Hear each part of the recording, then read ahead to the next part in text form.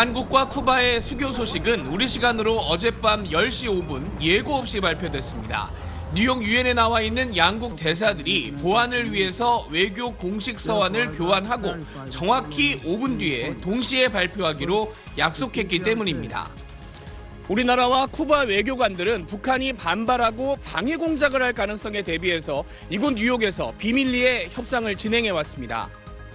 설 연휴 직전 쿠바 측이 수교할 뜻이 있다는 의사를 보내왔고 연휴 동안 협상을 매듭지었습니다. 우리 정부는 설 연휴 직후인 지난 13일 국무회의에서 비공개로 수교안을 의결해서 합의를 승인했습니다. 쿠바에 각종 제재를 내려놓은 미국에도 공식 발표 전 따로 통보를 했습니다. 앞으로 우리 정부는 쿠바 정부와 상호 상주 공간 개설 등 우호 증진을 위한 후속 조치를 적극 협의해 나갈 것입니다. 이렇게 되면서 우리나라는 유엔 회원국 중에 시리아를 뺀 모든 나라와 외교 관계를 맺게 됐습니다. 대통령실 고위 관계자는 작년에만 외교부 장관이 쿠바 측 고위 인사와 3차례 접촉하는 식으로 수교를 위해서 다각적인 노력을 해왔다고 밝혔습니다. 그러면서 이번 수교가 북한의 우호국가였던 대사회주의권 외교의 완결판이라고 평가하고 제3세계 외교에서 중요한 역할을 할 것으로 기대했습니다. 또 쿠바에는 코로나 직전까지 매년 우리 국민 14,000명이 방문을 해왔던 만큼 이번 수교로 관광객 안전도 도모할 수 있게 될 전망입니다. 뉴욕에서 SBS 김범주입니다.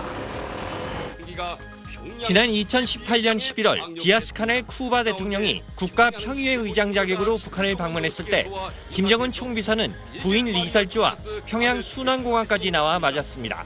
최고領導者 동측에서는 열렬히 환영하시면서 모두 낙서를 나누시고 뜨겁게 포옹하시었습니다. 평양 주민들을 동원한 대규모 환영 퍼레이드까지 펼쳤습니다.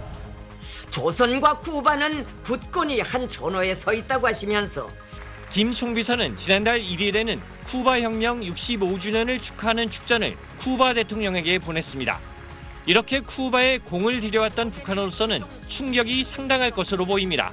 북한을 우방으로 생각하는 나라는 사실 이 지구상에 별로 없습니다. 그렇기 때문에 쿠바가 아주 중요한 형제국이 떨어져 나간다고 하는 것은 북한으로서는 충격을 받고 심각한 내부 평가를 하지 않을까 하는. 쿠바가 남한과의 수교 사실을 언제 북한에 알렸는지는 확실치 않지만 양국 수교가 전격 발표된 것을 보면 직전까지 북한에 알리지 않았을 가능성이 큽니다. 북한은 아직 이번 수교에 대해 침묵하고 있습니다. 북한의 입장에서는 남한을 제1적대국으로 몰아가는 상황에서 믿었던 형제국이 등을 돌린 셈이지만 제외 공간을 줄일 만큼 외교력이 축소되는 상황에서도 굳건히 유대 관계를 유지해온 쿠바에 강하게 항의하기도 쉽지 않아 보입니다. 대통령실 고위 관계자는 이번 수교가 역사의 흐름 속에서 대세가 누구에게 있는지 분명히 보여준 것이라고 평가했습니다. SBS 안정식입니다. 북한 김여정 부부장의 담화는 기시다 일본 총리의 북일 정상회담 추진 발언 엿새 만에 나왔습니다. 김여정은 일본이 관계 개선에 새 출로를 열어갈 정치적 결단을 내린다면 두 나라가 얼마든 새 미래를 열어갈 수 있다고 밝혔습니다.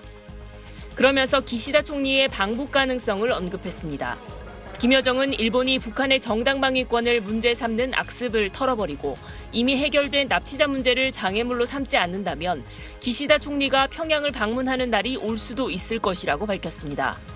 북한 핵 개발을 문제 삼지 말고 일본이 납북자 문제를 거론하지 않으면 기시다 총리의 방북이 가능하다는 뜻입니다. 김여정은 다만 이는 개인적 견해일 뿐이며 기시다 총리의 속내를 더 지켜봐야 한다며 수위를 조절하는 모습도 보였습니다. 북일 교섭이 진행 중인 가운데 기시다 방북을 카드로 제시하면서 일본의 의중을 떠보려는 것으로 보입니다. 이번 담화는 한국이 북한의 형제국으로 불리는 쿠바와 전격적으로 외교 관계를 맺은 지 하루 만에 발표됐습니다. 이 때문에 한국과 쿠바 수교에 대한 충격을 완화하는 방편으로 북한이 북일 교섭을 활용하려는 것 아니냐는 분석도 제기되고 있습니다. SBS 김아영입니다. 일본 정부는 김여정 부부장의 기시다 총리의 평양 방문 가능성에 대한 담화에 대해 신중한 입장을 보였습니다.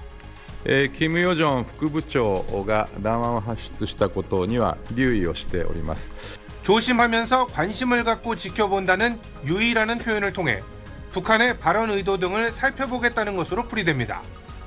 그러면서 기시다 총리는 그동안 북한과 여러 현안을 해결하기 위해 김정은 국무위원장과 정상회담을 실현하도록 다양한 경로를 통해 노력해오고 있다고 설명했습니다. 하지만 김 부부장이 납치 문제가 이미 해결됐다고 말한 부분에 대해서는 수용할 수 없다고 못 박았습니다. 拉致問題がすでに解決されたとの主張は全く受け入れられないと考えております。 일본은 북일 평양선언에 기반한 납치와 핵, 미사일 등 현안을 포괄적으로 해결한다는 방침에 변함이 없다고 강조했습니다. 북한 김여정 부부장은 어젯밤 담화를 통해 일본이 관계 개선에 새 출로를 열어나갈 정치적 결단을 내린다면 두 나라가 얼마든 새 미래를 열어나갈 수 있다고 밝혔습니다. 또 일본이 북한의 정당 방위권을 문제 삼는 악습을 털어버리고 이미 해결된 납치자 문제를 장애물로 삼지 않는다면 기시다 총리가 평양을 방문하는 날이 올 수도 있을 것이라고 밝혔습니다. 김여정은 다만 이는 개인적 견해일 뿐이며 기시다 총리의 속내를 더 지켜봐야 한다며 수위를 조절하는 모습도 보였습니다. 도쿄에서 SBS 박상진입니다.